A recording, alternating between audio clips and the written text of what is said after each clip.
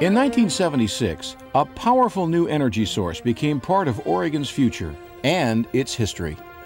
The Trojan nuclear power plant officially began producing electricity that year, energizing what would become a soaring economy and significant regional growth, mostly in PGE's service territory. For one of the most pressing problems of all, there is an answer. We call it Trojan for tomorrow. The Atomic Energy Act of 1954 made the process available, and power producers began to study the principle as an answer to the growing needs for energy they could see looming ahead. In 1968, construction officially began on Trojan's 634-acre site, chosen for its rock-solid stability and easy access to Columbia River water. The new plant was named after an earlier site resident, the Trojan Powder Company. From the beginning, workers knew this project was completely different. Leaving Trojan training with the knowledge required to perform safely. Steve Nichols, manager of Trojan's state-of-the-art training in the 1990s, began his PGE career when Trojan was under construction. Got here in August of '74. Came in as a plant equipment operator. And so during that time, we were doing just startup testing. So I mean, every day was 12 hours, and you ran around starting up systems, operating them, shutting them back down again, resolving problems. And it was, I guess, 100 miles an hour from minute one to minute end. And it was very interesting. I mean, it was all first-time stuff, doing different things that nobody done. And so it was good. Well, the fact that it was the first nuclear plant for Oregon, and it kind of made it special. And I think that, again, there was a sense of pride on the part of the employees there, because this was something new and something exciting and almost something futuristic. This whole plant was around people. It was the people that made it an enjoyable place to work throughout all the years that I've been here. And the environment, the caliber of people, the challenges, and that's what I saw during startup of the plant. And my decision to come here was one I never regretted. Trojan, Oregon's only nuclear power plant, became the single largest generating source in the state, capable of providing electricity for 500,000 homes and businesses. More than 1,200 PGE employees reported to work each day at the Trojan site.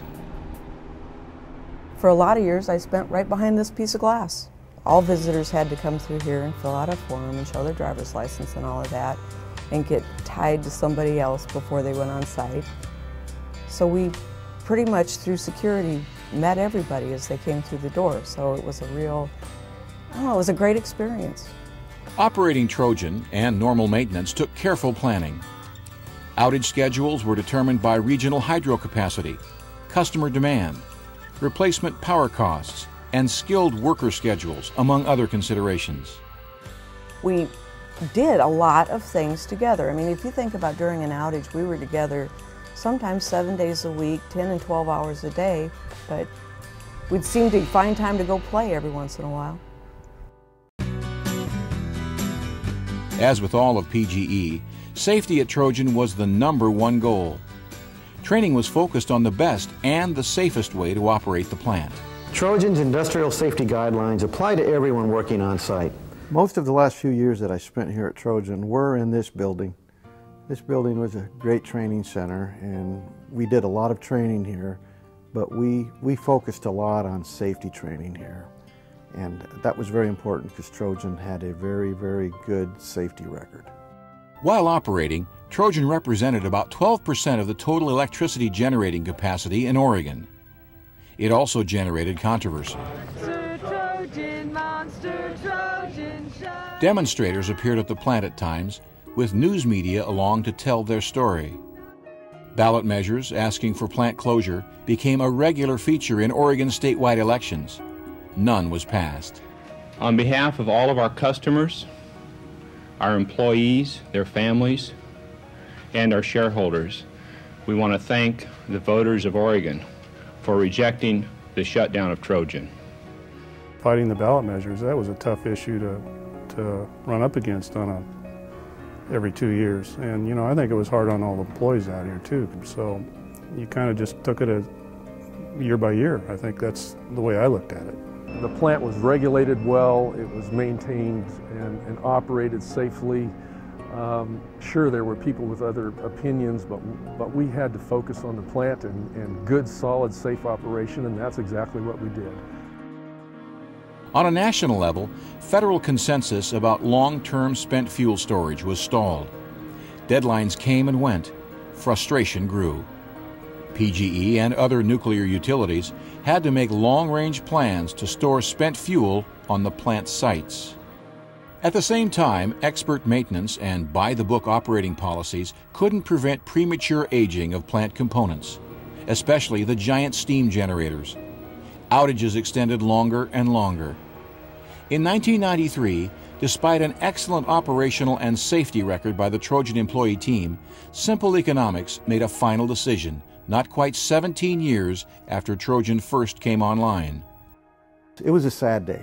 It was a sad day. It took the wind out of me. I think that's a good way of putting it. I just kind of went, oh. We've asked you here today to announce that earlier this afternoon, Portland General Electric's Board of Directors voted to accept management's recommendation to permanently cease electric power operations at Trojan.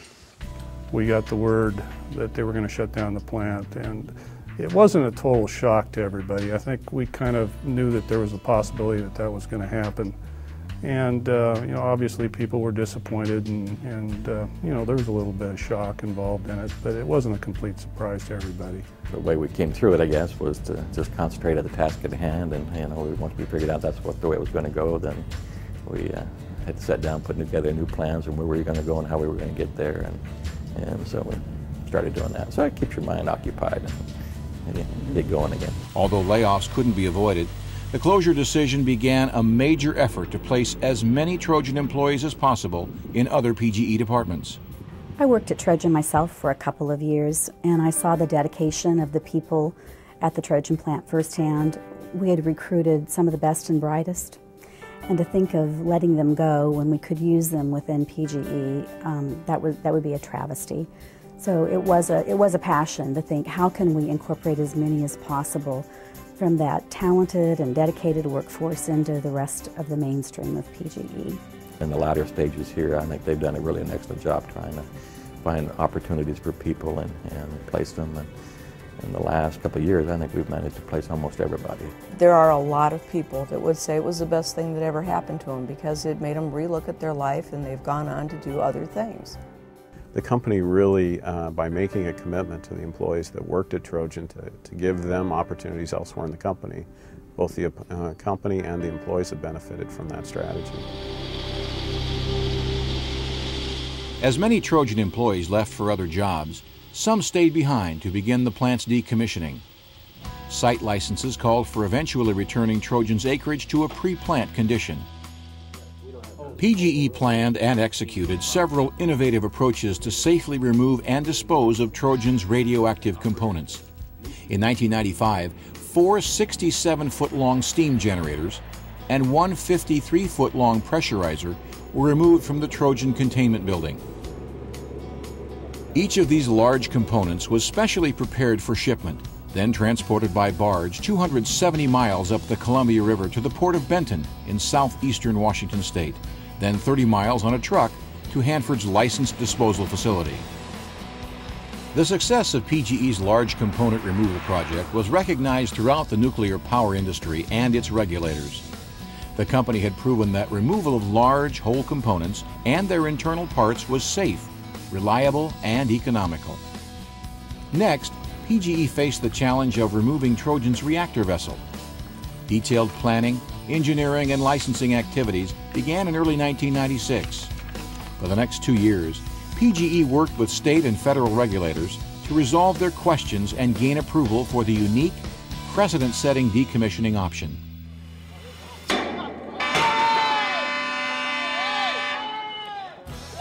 In April of 1998, a 240-foot-long barge was launched to carry Trojan's reactor vessel up the Columbia River.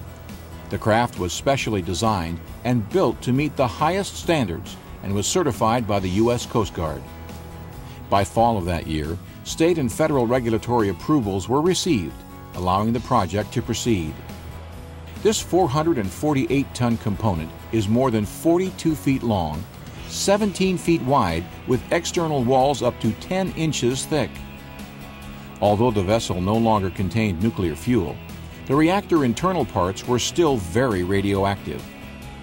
Although it had never been tried before, PGE's study showed that shipping the reactor intact was the safest and the lowest cost solution. One of the things that we did during decommissioning was to look at new ways to do things, and the removal of the reactor was one of those things. The accepted practice was to segmentation, where you would cut the thing up into pieces and dispose of the pieces. That presented its own set of problems, but when we looked at removing it as one piece, we saw that we could do it more safely. We could reduce the radiation dose to workers, and it was also more cost effective. It was very similar to the steam generator project as far as the physical aspects of it. I mean, it was a lot bigger component, but other than that, the same concept applied. It was very good. Of course, the team was well practiced by then, so they'd done most of it once and recognized what they could do better this time, and they really went out and got it done and did an excellent job on it. So far, so good for a giant hauling project up the Columbia River from Oregon to Washington. And in the state of Washington tonight, a 1,000-ton nuclear reactor is heading for burial at the Hanford Nuclear Reservation. I was really amazed at the amount of national as well as local news coverage when we moved the reactor up to Hanford from the Trojan site. It was just amazing. I couldn't believe that it would command that much attention, but I was also very proud of the fact that we did it very well. We had no problems along the way. Everything went like clockwork. And I think, of course, that's due to the people that worked on that whole project. They did such a wonderful job. The last step to a radiation-free site was removing the used fuel, a relatively high-level radiation source. Faced with this challenge, PGE studies showed that dry cask storage was the safest, most economical interim solution. The transfer began inside Trojan's fuel building, where the fuel was stored under 23 feet of demineralized borated water. Using an air pad system, 34 concrete casks holding the used fuel were moved from the fuel building crane bay along the transfer path to an independent spent fuel storage installation, or ISFSI. This allows safe storage of the fuel, and once a federal repository is in place, the fuel can be readily shipped. The ISFSI components are designed so the fuel assemblies are handled only once throughout the entire process. The casks are monitored within the security boundary or protected area of the Trojan ISFSI. A transfer station was also built on the ISFSI pad. It will be used when the spent fuel can be transferred to a permanent, off-site, government-owned repository. At that time, the ISFSI pad itself will be decommissioned. As decommissioning work progressed, the most visible remnant of Trojan is set for destruction.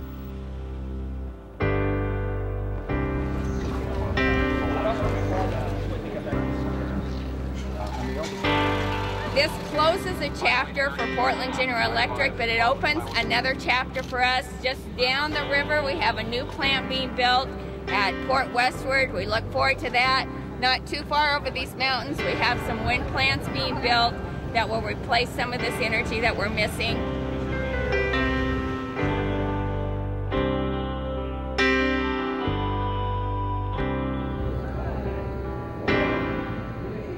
On a clear spring morning, just after 7 a.m., it all came down. It took more than 3,000 well-placed charges, but the structure collapsed exactly as planners had hoped. This was so quick. You saw the flash, it tipped, and it went down in a cloud of smoke. And then you kind of waited for the smoke to clear to see what was left. We had a great success. I mean, our goal was to bring the tower down and do it safely, and we were totally successful, so that's good. The Trojan site is well on its way to returning to its natural condition. The challenges of decommissioning skillfully met. But the memories will survive. along with special meaning to each member of Trojan's unique team.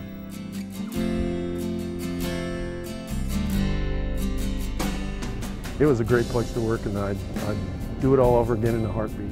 I'm working with a lot of people that I work with at Trojan. It's amazing the people you run into. You think maybe, well, I won't work with this guy anymore, and they show up at the next job. And I think part of the reason for that is that we had such great talent at Trojan that the company has recognized that, and they've tried to use them here on this project. I think right now is the good old days. I should say, from a standpoint of the work we're doing, it's fun. The thing that I miss, though, is the people. I really miss the people. There are no regrets here. You know, it was a case where people developed personally, professionally. We had people who stayed here a long time, long time. I think most of them would say that they would do it again. I would.